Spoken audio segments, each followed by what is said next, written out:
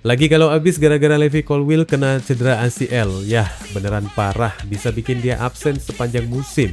Padahal si Colwill ini andalan banget buat The Blues. Jadilah, Chelsea kudu segera cari pengganti yang gak cuma kuat di udara, tapi juga bisa bawa ketenangan barisan pertahanan. Nah, gini nih, respons Enzo Maresca. Dia bilang, seolah-olah bilang, santai, kita masih punya opsi. Intinya sih, Josh Aceh Ampong, si talenta muda, dilihat sebagai opsi yang bisa diandalkan musim ini. Soalnya setiap ada kesempatan, bocah ini performanya juara banget. Jadi udah saatnya mungkin dia diturunkan lebih sering biar kelihatan kiprahnya. 10, 9, 8, 7, 6, 5, 4.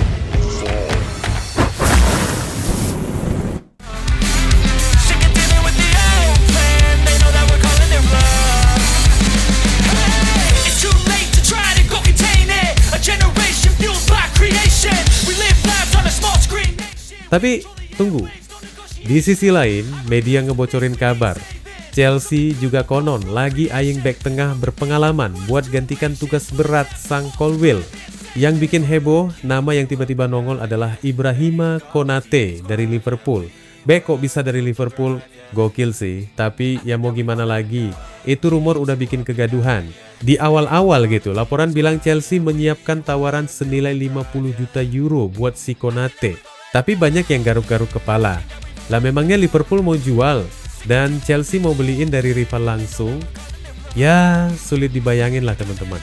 Apalagi manajemen Liverpool katanya ogah banget melepas pemain pentingnya ke rival utama. Jadi rumor itu terkesan absurd dan dramatis. Kalau dunia transfer sepak bola itu ibarat panggung teater, rumor Chelsea mau boyong Ibrahima Konate dari Liverpool adalah adegan plot twist yang bikin penonton kaget sekaligus nyengir. Bayangin aja, The Blues yang lagi pusing mikirin lini belakang pasca Colwill tumbang, tiba-tiba muncul kabar mau nyodorin duit gede. Konon nilainya setara buat beli rumah mewah di pinggir Thames. Demi menggait salah satu bek terbaik yang dimiliki rival langsung mereka. Media macam Defensa Central dan Football Transfers langsung meniup trompet. Chelsea udah siapkan proposal manis untuk Liverpool. Tawaran yang di atas kertas bisa bikin klub lain mungkin tergoda. Bahkan, The Pride of London dan Football Fancast ikut menyiram bensin ke api rumor ini, membentuk narasi bahwa langkah ini bisa jadi manuver gila-gilaan di bursa musim panas. Tapi, di balik gegap gempita kabar itu, muncul suara lain yang lebih dingin dan realistis. Tiam Talk dan Football 365 menyuarakan hal yang sebenarnya udah banyak orang pikirkan. Liverpool bukan klub yang gampang dilepasin kalau soal pemain kunci. Apalagi kalau tujuannya adalah memperkuat rival di Liga Primer. Apalagi, Konate ini bukan pemain sembarangan. Dia bagian dari tembok pertahanan yang dibangun susah payah. Rumornya malah, The Reds pengen segera mengikat dia dengan kontrak baru biar nggak diembat klub lain, entah itu Chelsea atau Real Madrid. Kalau kita taruh semua potongan puzzle ini di meja, terlihat jelas. Rumor ini lebih mirip bumbu penyedap drama transfer ketimbang skenario yang benar-benar akan terwujud. Chelsea mungkin memang mengagumi Konate, mungkin bahkan sudah meliriknya sejak lama. Tapi membayangkan Liverpool mengangguk sambil bilang oke, ambil aja pemain kunci kami itu seperti berharap hujan turun di dalam stadion tanpa atap. Bisa aja, tapi jarang banget kejadian. Dan disinilah letak daya tarik gosip transfer. Kadang kenyataannya nggak sepenting ceritanya. Rumor ini hidup karena fans butuh sesuatu untuk dibicarakan di sela jeda pertandingan. Media butuh headline yang clickable, dan klub butuh sedikit asap untuk menutupi api negosiasi yang sebenarnya. Apakah Konate akan ke Stamford Bridge musim panas ini? Logika bilang hampir mustahil. Tapi di dunia sepak bola, kadang logika hanya jadi penonton di bangku belakang.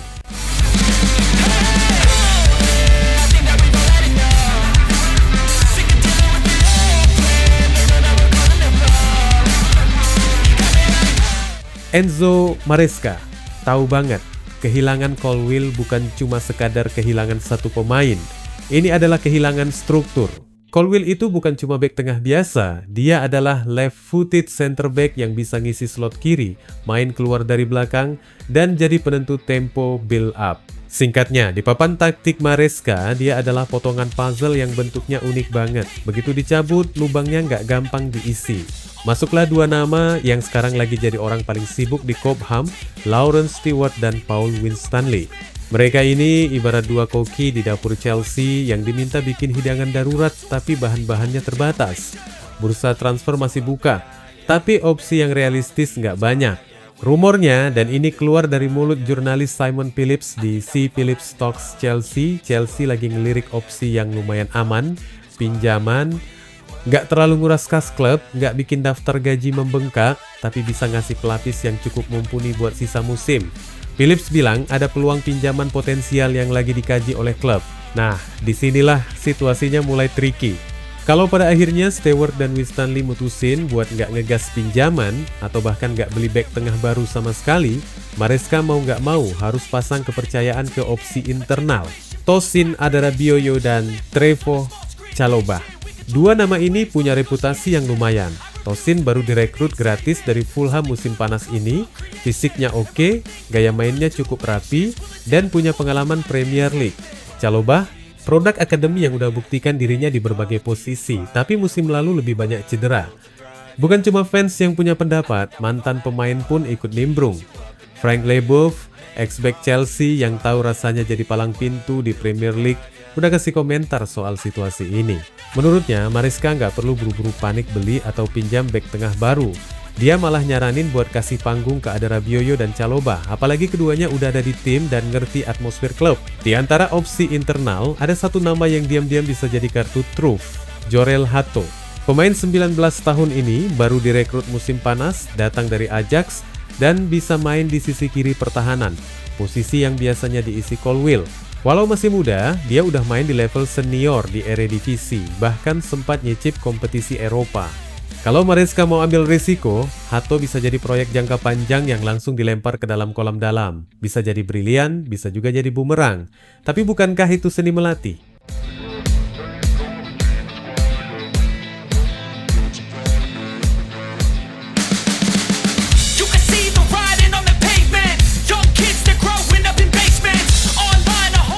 Nah, sekarang kita masuk ke bagian yang bikin rumor transfer makin panas.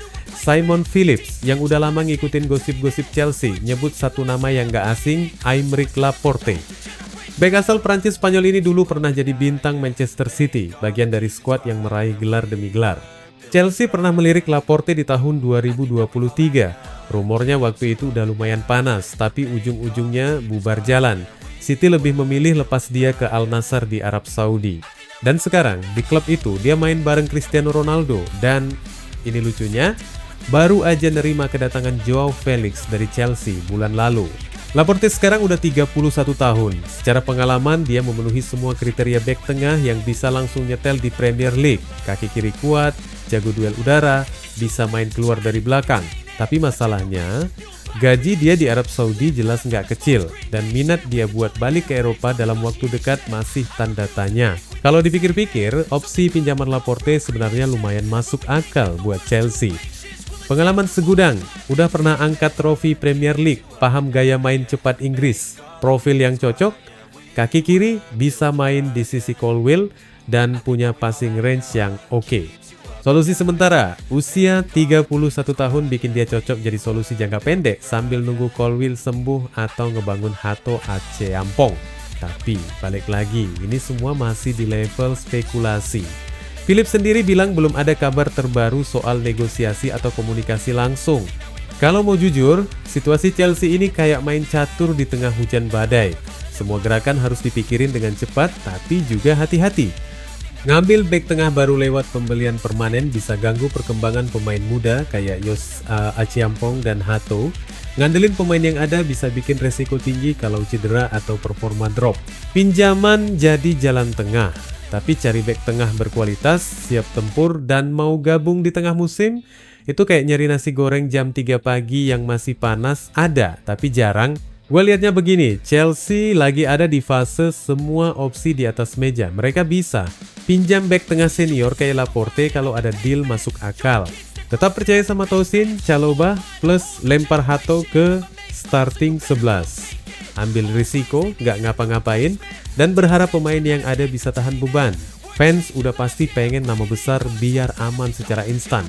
Tapi sejarah Chelsea juga nunjukin kalau kadang solusi terbaik datang dari dalam, produk akademi yang dikasih kesempatan dan malah jadi pilar masa depan. Soal Laporte, gua rasa gosipnya bakal terus nongol sampai deadline bursa transfer. Apakah dia akhirnya mendarat di Stamford Bridge atau cuma jadi karakter cameo di saga musim panas ini? Kita tunggu aja. Di dunia sepak bola, terutama di Chelsea, 1 jam terakhir bursa bisa lebih dramatis dari 10 episode pertama.